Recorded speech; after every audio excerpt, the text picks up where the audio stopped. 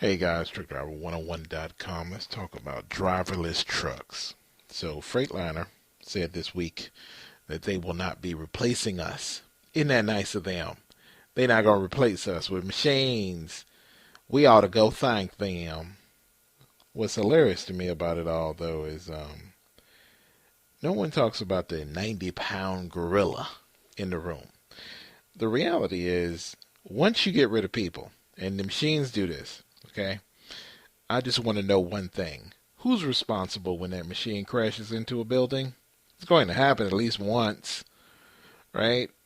I mean, once they get rid of drivers, it's going to happen. So who's responsible? You never hear that part. You never hear that part either. Now, the next part that nobody's talked about yet, they're increasing weight requirements. There's a bill right now to increase weight requirements to 91,000 pounds for trucks. Now, I suspect this is part of the increase to have automated vehicles, which is fine. But the thing is, I'm just curious, when the truck weighs more, what's that going to do to mileage? And don't forget, emission standards they're talking about emission standards. I've seen a couple reports, emission standards may go up again. So, what are they going to do? They're going to have this heavy truck with this brand new technology, and it's going to drive around all by itself, and who's going to be responsible for it, I don't know. Plus, right, you're going to have what? Maybe, let's say it works perfectly, and you have 4.5 million or 5 million truck drivers unemployed. Gee, that's going to be a great place. There won't be any cargo thefts at that point, will it? Truck drivers will not rob these vehicles. We are honest, hard-working people. I mean, it's crazy. There's so many gaps in this. The thing I love about it is that no one's talked about maintenance. Like, how is a DOT officer supposed to inspect a truck like this? And if it's in violation, who do you fine? What is the dispatcher going to do? Is the dispatcher now going to run the truck? Somebody's got to know where it's at. They talk like it's going to work like a train, right? But the thing is, it's going to have to integrate with traffic. Right. What happens when someone gets pissed off at the automated vehicle and it's doing what it's supposed to? Interesting, huh? Yeah, it's a lot of stuff that they haven't talked about. I mean, I've had people pull in front of me for doing the speed limit and slam on their brakes. Right? So the truck is automated. It won't have, it won't think to get in the left lane and keep on going down the highway.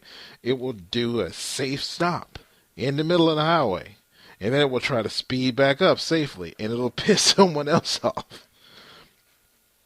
The whole problem with automation is always the same. Right now it works great because you got the best money, the best minds, and they're going to save the world from us evil truck drivers. But in reality, a lot of people are going to die.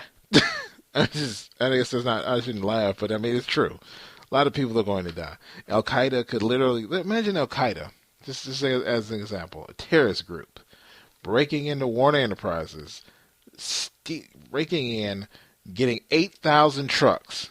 8,000 trucks. I think that's what Warner's fleet is right now, 8,000 trucks.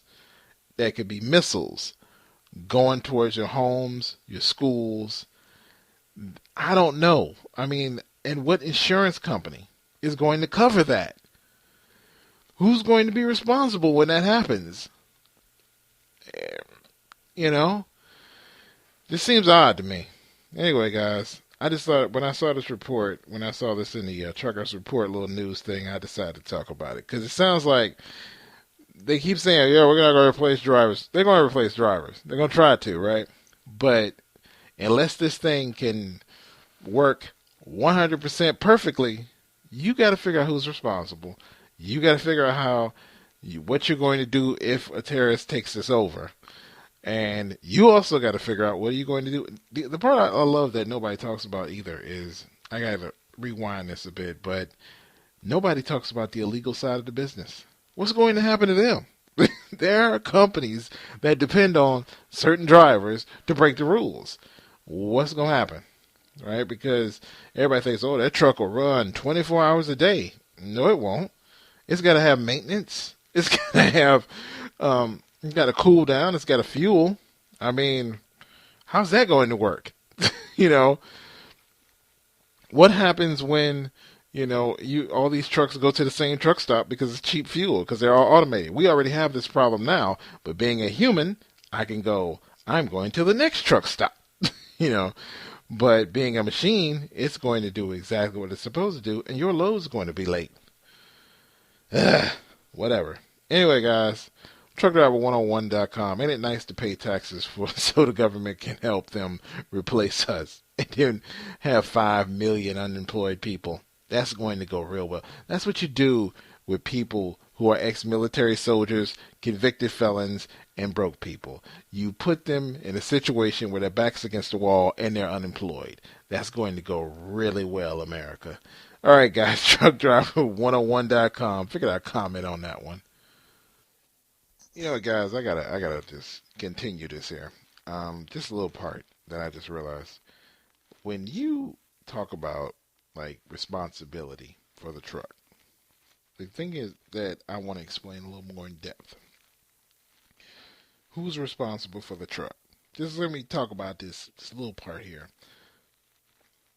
The people who wrote the software, the people who built the truck, the company who owns the truck, or the U.S. government, or if you're a person and you get hit with this terrorist attack that could potentially happen if someone was to have 8,000 missiles headed towards homes, the U.S. government. Put it down in your comments. Who's responsible if the worst thing happens or an accident or something happens with an automated truck? Is it the software programmers? Is it the trucking company? Is it the government?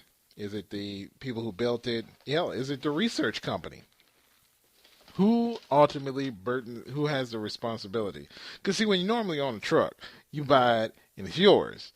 These trucks, because they're going to need upgrades every so often, and what you're upgrading is basically a person, they all kind of bear responsibility. So in the comments, put down who do you think ultimately is responsible for a semi truck. Talk to you later. Truckdriver101.com. By the way, if you want my book, you can go to truckdriverbooks.com and pick it up. Talk to you guys later.